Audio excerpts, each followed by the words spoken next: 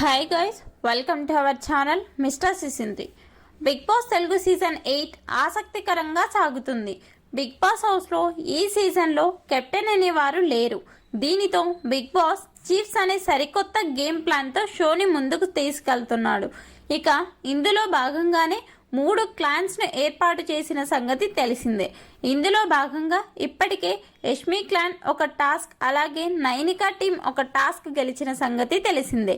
ఇక తాజాగా big boss ఎవరి క్లాన్ పవర్ఫుల్ అనేది తెలుసుకోవడానికి చివరగా 3వ టాస్క్ ఇచ్చాడు. ఈ టాస్క్ ఏమిటి అంటే, స్వింగ్ అయ్యే స్టేజ్ పై 5 ఇటుక రాళ్ళని వరుస క్రమంలో పెట్టాల్సి ఉంటుందని తెలిపాడు. ఎవరైతే టాస్క్ బజర్ మోగిన తర్వాత టాస్క్ బజర్ ఎండ్ అయ్యేలోపు 5 ఇటుకలు ఒకదానిపై ఒకటి పేర్చి నిటారుగా నిలబడతారో వారే ఈ టాస్క్ విజేత అని చెప్పాడు. అలాగే 5 ఇటుకలు నిలబెట్టలేకపోతే ఏ టీం అయితే ఎక్కువ ఇటుకలను నిలబెడుతుందో వారు ఈ టాస్క్ గెలుస్తారని చెప్పాడు.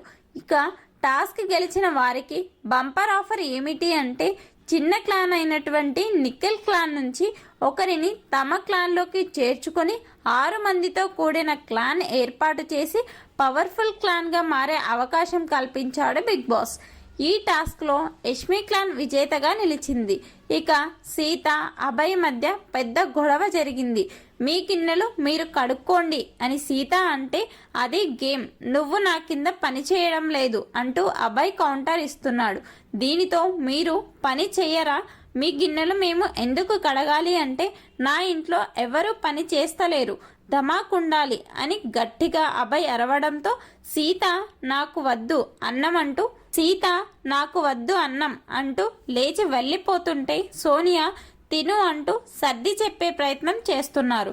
Game is game for all అన్నప్పుడు గేమ్ పాయింట్ వినాలి అని అభయ్ బేబక్కతో అంటుంటే సీత ఏడుస్తూ, వండుతూ ఉంటాను, కడుగుతూ ఉంటాను, ఇంకా నేను ఎప్పుడు గేమ్ ఆడాలి, నేను ఎప్పుడు ముందుకు వెళ్ళాలి అంటూ విష్ణుప్రియతో చెప్తూ, మీరు గెలిచారు, ఎంజాయ్ చేయండి, మమ్మల్ని ఎందుకు సావగొడుతున్నారు అంటూ కన్నీళ్లు పెట్టుకుంది. దీనిపై మీ అభిప్రాయాన్ని కమెంట్స్ రూపంలో తెలపండి. అలాగే మన ఛానల్ను సబ్స్క్రైబ్ చేసుకోండి.